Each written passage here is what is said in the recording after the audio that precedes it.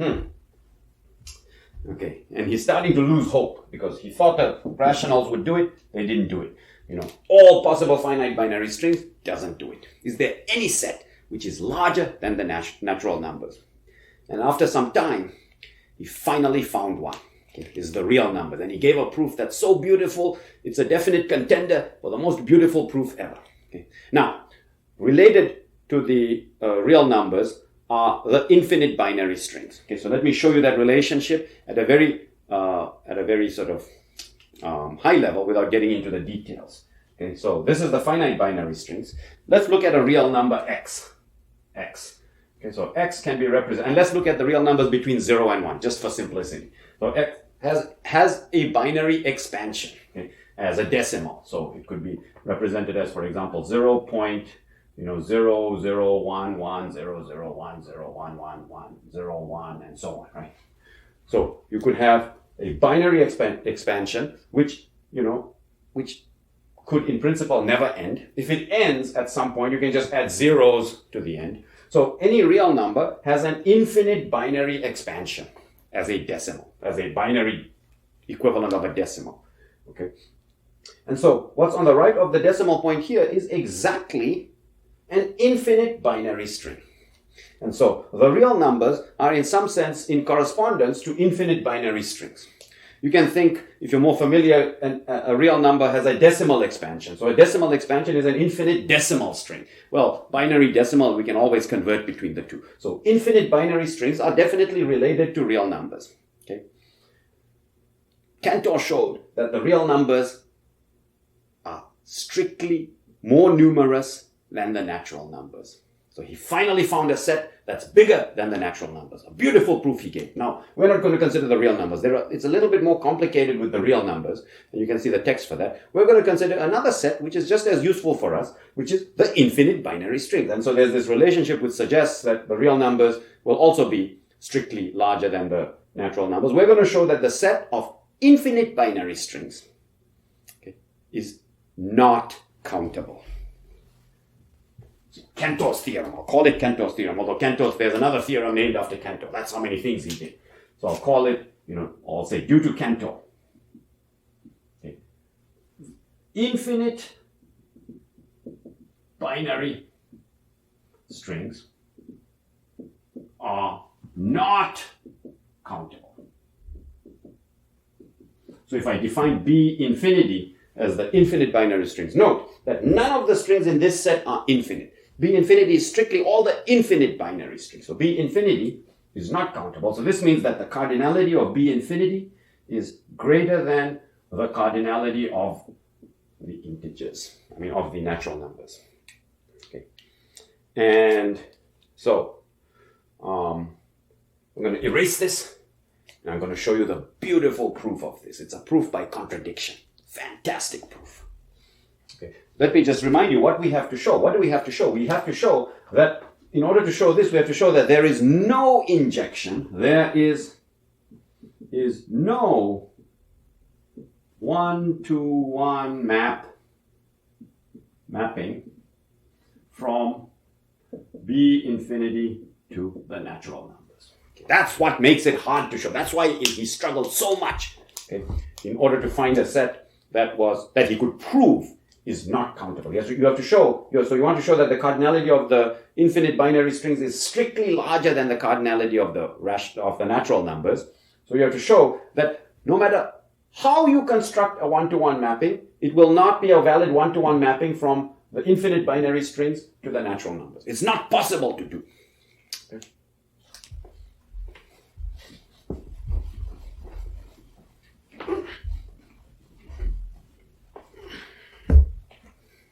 And so, the method of proof that he basically invented in order to prove this is what's called Cantor's diagonalization argument. So, Cantor proof. Okay. And we call this Cantor diagonalization. Okay. And it's a little bit of a subtle proof, but it's not a hard proof. It's a subtle proof. So, it's a proof by contradiction. Proof by contradiction. so suppose the set of infinite binary strings is countable. B infinity is countable. Okay. That means you can list it. So B infinity is equal to a list of infinite binary strings. B, let's call the strings, S1, S2, S3, S4, and so on. Okay, that's the list method. You can list it. Okay. This implicitly defines the injection. Okay. And if you have an injection, then you can use that injection as we showed earlier to construct this list. Okay. So what Cantor said is, okay, so let's have a look at what this list looks like. So you've got S1, S2, S3, S4, S5, and so on. Okay. So each of the strings that you have listed, we cannot actually list them, okay? But because they're infinite binary strings. But let me just, imagine that I could have written them down. So this string looks something like maybe 0, 1, 1, 1, 0, 1, 1. Okay. So it's got a first bit, a second bit, a third bit, a fourth bit, a fifth bit, 6, 7, maybe 0, and it goes on forever. So now what I'll do is I'll draw some columns to identify the various bits. Okay. Here are some columns to identify the various bits. Okay, so what does this second string look like? I don't know. Let's just imagine. 1, 1, 0, 1, 1, 1, 1, 0, dot, dot, dot. Okay, they're all different strings. They're all different binary strings, infinite binary strings. I cannot list any one of them, but I'm just pretending like I could. Okay, 0, 0, 0, 0, 1, 1, 0, 0, and so on. 1, 1, 1, 0, 0, 1, 1, 1, 0, 0, and so on. Okay, 0, 0, 1, 1, 0, 1, 1, 0, 1, 0, and so on. Okay, so here's what Cantor did, and this is why it's called Cantor diagonalization. Okay, so let me now tell you about this. These are the strings. Okay, what he said was, let's consider the diagonal of this table. So the bit in position 1, 1. Okay, so let's consider this guy. All the diagonal bits, and so on. Okay, so since this is a list of this is an infinite list. Okay, this diagonal list of diagonals is also going to be an infinite binary string. Let me call that infinite binary string B. Okay, so B is equal to 0, 1, 0, 0, 0, and so on. In this example, 0, 1, 0, 0, 0, and so on. Okay. Well, since this is a list of all the strings, remember the two conditions for your list. Any string must appear in here, and it also must have a list position. Okay, so this guy has a list position. This guy appears in the list. Okay, good, no problem. But that's not the crux of the argument. Here comes Cantor's deadly blow. He says, okay, so you've constructed this diagonal string of bits. Let's construct the complement string. So wherever there's a 0, take a 1. And wherever there's a 1, take a 0. Okay, so let's construct B bar, which is 1, 0, 1, 1, 1, and so on. Okay, so you take the opposite. You flip the bits in the string B. Now, just like B must appear somewhere, B bar must appear somewhere. Must appear in the list. Okay. Now the question becomes, but where? Okay. So let's say it appears in the kth position. In the kth position. Okay. So now we have to look at the k. Let's look at the kth bit in B. So if it appears in the kth position, for example, let's take as an example, it appears in the third position. Third position. Okay. Well, the third bit in B, so 1, 2, 3. The third bit in B is exactly the third bit of the string that appears in the third position. Okay. The third bit in B is exactly the third bit that appears, exactly the third bit of the string in the third position. And the fourth bit in B is the fourth bit in the fourth string. And the fifth bit in B is the fifth bit in the fifth string. Okay. So now let's say B bar is appearing in the third position. Let's look at the third bit of B. It matches the third bit of that string. So that means that the third bit of B bar is the opposite. So B bar cannot be the third position. Can it be in any position? Let's say the kth position. In the kth position, the kth bit of the string in the kth position matches the kth bit of B, which is the opposite of the kth bit of B bar. So the kth bit of B bar mismatches with the kth bit of the string in the kth position. So and that argument works for any k. So this guy B bar cannot be any of these strings. And so that means that this list is incomplete. The list is incomplete. And that's a contradiction because it was supposed to be a valid list, which means it contains all the strings in B infinity. So that's the starting position. This list contains, we start with the assumption that B infinity is countable, and so it's listable, and this list contains all strings in B infinity. And now we've just found a string in B infinity that it does not contain. And that's a contradiction. That's a contradiction. Fishy. And that's the end of the proof. That means that, B infinity cannot be countable. If it cannot be countable, if it's not countable, it means it cannot be listed. If it cannot be listed, there's no injection from B infinity to n. And so the cardinality of B infinity is strictly bigger than n. Wow! We have found a set that is bigger than n. And then Cantor went on to find, he called the natural numbers the first level of infinity, aleph naught. Okay? And he called this B infinity the cardinality of the continuum, okay? Little c. And he went on to define a whole hierarchy of infinities. Okay? But we're not going to be so concerned with that. And that hierarchy of infinities is called Cantor's paradise. So it must be beautiful. Okay? You can read about it in the text. But we are done from the perspective of what we need for the theory of computing. Because now I'm ready to deal a deadly blow to the theory of computing. And so whatever we do from here onwards is going to have to take into account this deadly blow. Okay, so what's the deadly blow? So I'm going to erase the proof, Cantor's beautiful diagonalization proof. Okay. And now we're going to show you how infinity is going to come and bite us. Okay. So let's talk about computing. Okay, so Cantor came before Turing. Turing came later. Okay, and in Turing's time, he's interested in building a theory of computing. Well, okay, so what do we like to compute? Let's talk about the simplest thing that we might like to compute. Okay? A binary function. So a function, so can we compute functions from, the natural numbers to the binary number. So this is a binary function. So you can think of the function f of n. Okay, it takes as input a natural number n, okay, and outputs either 0 or 1. So it's a binary function. Let's look at what such a binary function looks like. So if I list my natural numbers, 1, 2, 3, 4, 5, 6, 7, 8, and so on. Okay, and now I can compute f of n. So f of n, f of 1, what is it? Maybe 1. What is f of 2? Maybe 0. What is f of 3? Maybe 7. Oh, sorry, it's a binary function. Maybe 1, 1, 0, 0, 1, 1, and so on. So what this says is f of 8 is 1. Okay? So in order to specify a binary function, I need to tell you what does it compute, what does it evaluate to for all the natural numbers. In other words, I need to tell you an infinite binary string.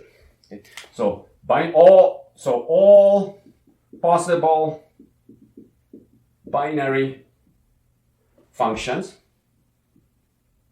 okay, corresponds to all possible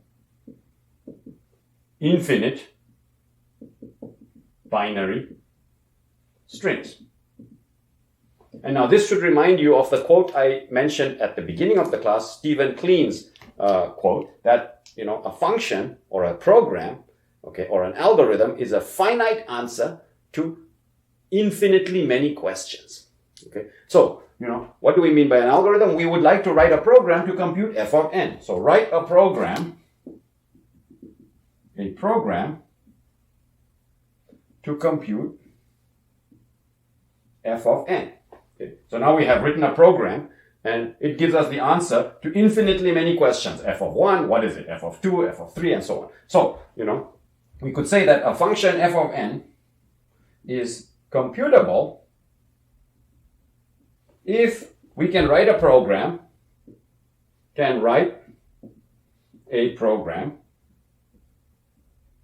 to compute, i.e. output f of n. When it gets the input n, it outputs f of n. Okay. So, yeah, well, we are familiar with this. We can write a program to compute n squared. We can write a program to compute e to the power n. We can write so many programs to compute so many complex things. Okay. But now comes the deadly blow. Okay. How many possible functions are there? Every infinite binary string gives me a possible function. So the number or the cardinality of binary functions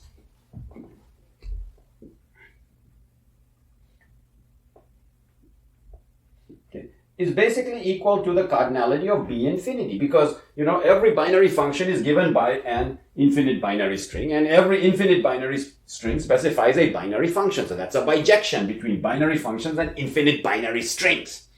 Okay. But we just argued that computer programs are finite binary strings. So computer programs, the cardinality of computer programs is at most the cardinality of the finite binary string, because any computer program is a finite binary string. Finite binary strings, and we know we proved that this is countable. We gave a list, so this is most of the natural numbers. Does anyone see a problem here? I'll give you a couple of seconds. 1, 2, 3, 4, 5. Okay, if you're coming back, let me tell you what the problem is. The number, the cardinality, the set of binary functions that we might like to compute, and these are just the binary functions. Forget about all kinds of things that we'd like to compute. Now, the binary functions that we might like to compute, okay, is a set which is strictly larger than the countable natural numbers, which is, larger than or equal to the number of programs we have. So now if we think intuitively in terms of numbers, the number of binary functions we would like to compute is much, much, much, much larger than the number of computer programs that are even possible.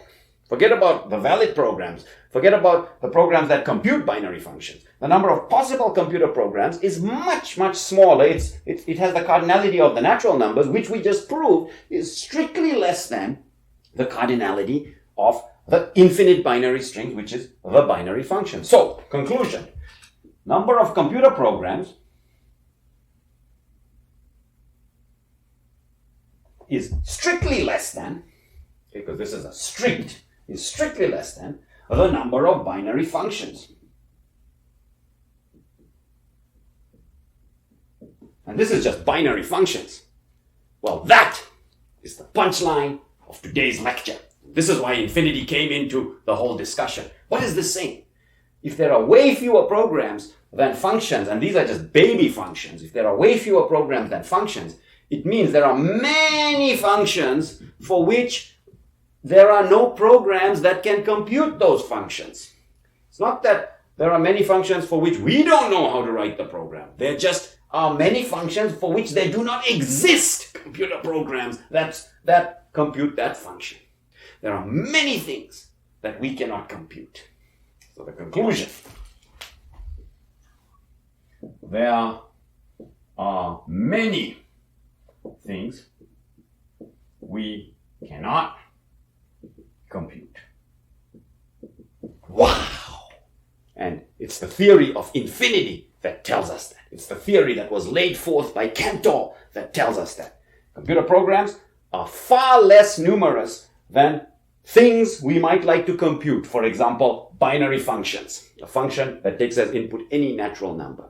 And so this is the problem. This is the situation we face when we try to develop a theory of computing, a theory of an algorithm being a finite answer, a finite binary string to infinitely many questions.